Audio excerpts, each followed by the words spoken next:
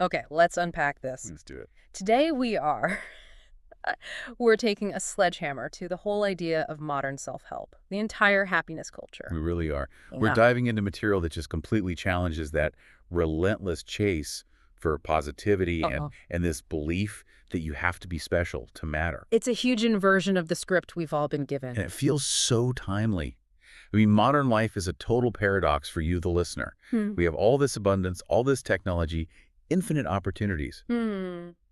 but we feel, what? Burned out, Hmm. anxious, Hmm. deeply unhappy. And that burnout, according to our sources, it comes from this insane pressure to be everything to everyone, just be hitting these constant highs. Yeah. So the mission for this deep dive is pretty clear. The key to a good life isn't about finding happiness, not really. It's about learning how to prioritize, to focus on what actually matters, and, to learn how not to give a damn about all the noise. And that takes work, a Yeah. surprising amount of it. You have to identify, accept, and even embrace the struggle, the pain, instead of, pretending it doesn't exist. So part one has to be the trap itself, this trap of positivity and exceptionalism. Right. We have to start with the self-help industry, which is just constantly telling us we need to be better, richer, faster. Sexier, yeah. And the irony, the really bitter irony that our sources point out, is that this advice always, always focuses on what you lack. Explain that. Well, think about it. If you're studying how to make money, it's because you feel you don't have enough. Okay, right. If you're doing intense daily affirmations in the mirror about how lovable you are, it's probably because deep down you don't feel you're enough right now. It's a vicious cycle. The focus on what's better just reinforces the feeling that you aren't that thing. Exactly. True confidence doesn't need to shout about it. It just is. And this feeds right into what one of our readings calls the feedback loop from hell. I love that phrase. It's so perfect. Consumer culture, social media, the curated, hey, look, my life is cooler than yours, feeds. Yeah. They all suggest that having negative experiences, anxiety, fear, guilt, is just not okay. Which means when you feel anxious, which is inevitable. You then feel bad about feeling anxious. You get guilty for feeling guilty or angry about being angry. You're layering a negative feeling on top of another negative feeling. And making it 10 times worse. Yeah. You can short-circuit that whole thing just by accepting the first feeling. To say, okay, I feel nervous, so what? And you move on. You stop hating yourself for being human. This need to be seen as flawless or even extraordinary. It's tied to this idea of exceptionalism, isn't it? Absolutely. And entitlement. We're flooded with information from, the extreme ends of the bell curve. The 99.999th percentile, the best athletes, the richest people. All of it. And Yeah. that constant stream of the extraordinary creates these totally unrealistic expectations. Makes you feel like you have to be extreme or go viral just to matter. But here's the truth, and it's a hard one to swallow. It's the bland truth. The humdrum middle. The humdrum middle. Most of your life is just normal stuff. Waiting in line, doing dishes, filing reports. And emotional health comes from accepting that and being okay with it. So if the goal isn't to be extraordinary, how do you deal with all the noise? Because, as the sources say, learning not to give a fuck, it isn't the same as being indifferent. Not at all. That's the key distinction. Not giving a fuck is not indifference. Indifferent people are, frankly, lame. They're scared. They're hiding behind cynicism because deep down they give way too many fucks about what people think. Exactly. It's a mask for insecurity. So not giving a fuck is actually, it's an act of discipline, of Yeah. radical prioritization. Yes, you only have so much energy, so many fucks to give. If you hand them out for everything, you waste your life. It means being comfortable with being different because you've consciously chosen the few things you genuinely, truly care about. I have to say, this next part, it really messed with my head when I first read it. It just flips our whole understanding of happiness. This is the core paradox of experience. It's huge. Walk us through it. Okay.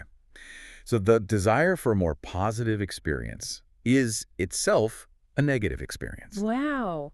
Right. The moment you decide, I must be happy, you become painfully aware of every second you aren't. Making you miserable. And then, conversely, The acceptance of your negative experience, that is itself a positive experience. and almost psychedelic, isn't it? The more you chase the good stuff, the further it runs. You have to turn around and face the bad stuff, the pain, to get any real, stable, positive outcomes. We've been taught that suffering is a bug, an error in the system that we need to fix. But biologically, it's a feature. It's not a bug. Suffering is nature's preferred way to inspire change. If we were always totally content, we'd never strive, never innovate. We're wired for a little bit of dissatisfaction. It keeps us going. Exactly. Pain is feedback. Physical pain, like stubbing your toe, teaches you where the coffee table is. And psychologically, I mean, the research shows our brains barely see a difference between physical pain and, say, a bad breakup. That feeling of rejection is like an ice pick in the heart. It's vital feedback. It's telling you a value is violated, a boundary is crossed.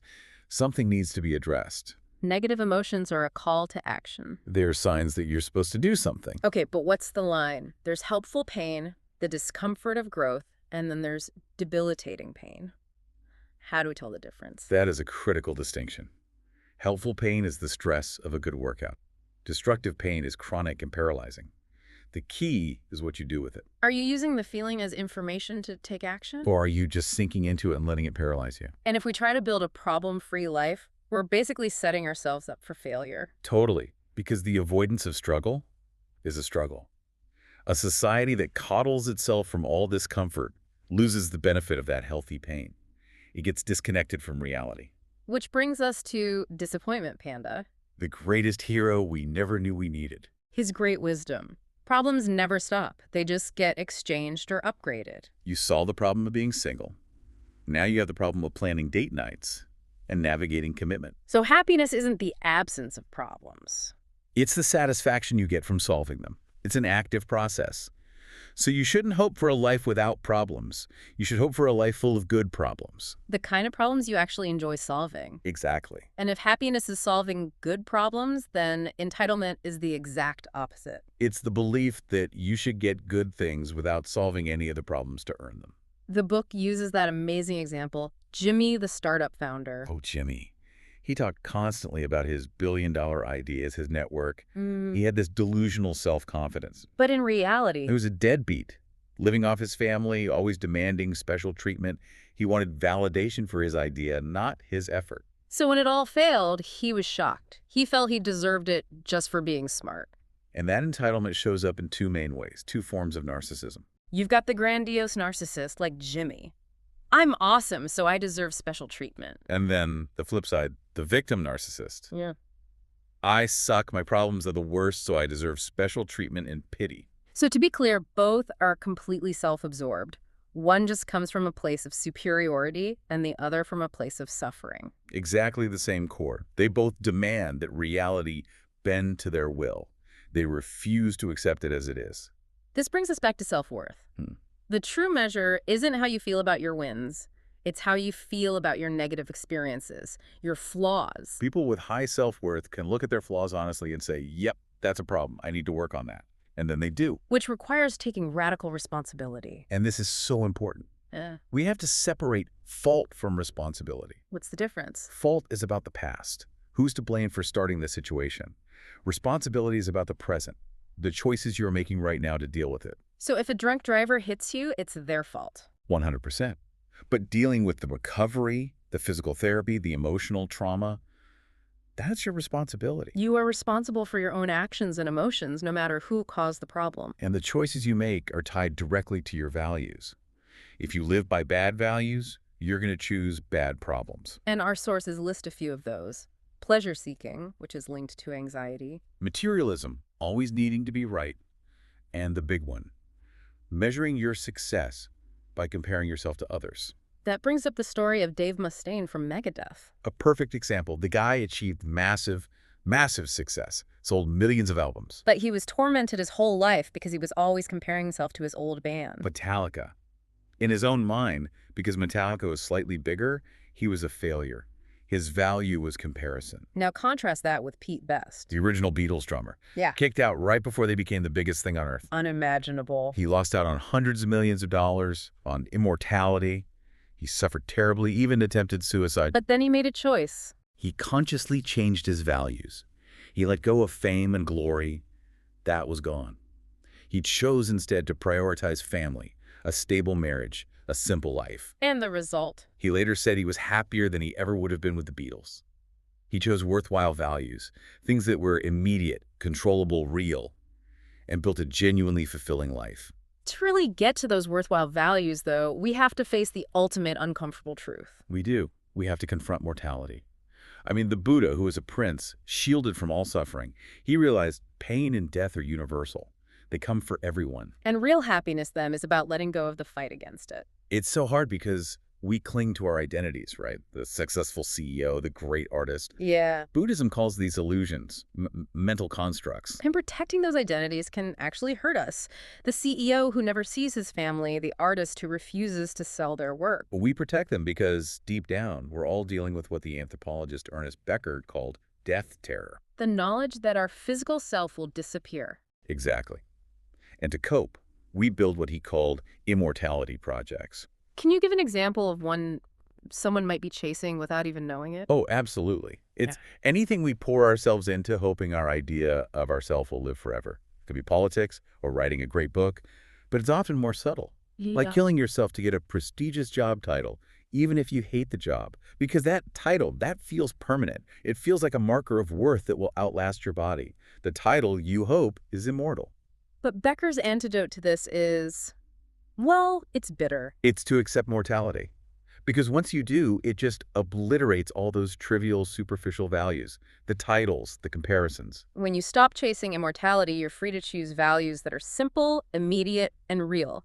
Death is the only certainty, so it has to be our compass. And that requires letting go of the need for certainty in life itself. Our minds are just a jumble of inaccuracy. We're wrong all the time. Yet so many of us are obsessed with being right about our lives. To the point where we never actually live them.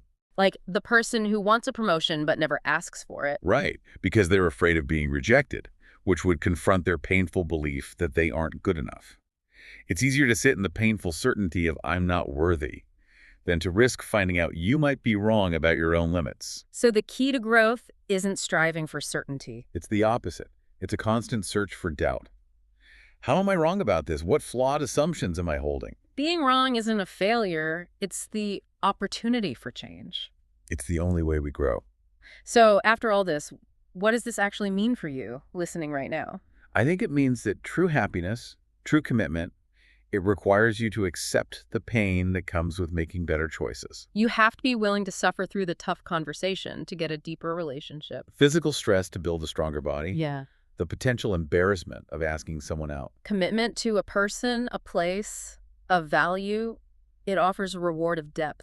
A depth that the frantic chase for breadth, the constant highs, the flings, the endless travel, it just can't provide. You get significance from sustained effort. And as we close out, maybe remember that ultimate lesson from staring down death. Once you accept it's all going to end, the little superficial fears they melt away. The only way to really be comfortable with mortality is to choose values that go beyond just serving yourself. To contribute to something larger, more unknowable. What small, valuable commitments are you willing to make today, knowing you'll have to suffer for them a bit, because they contribute to a life that's bigger than just your own immediate happiness?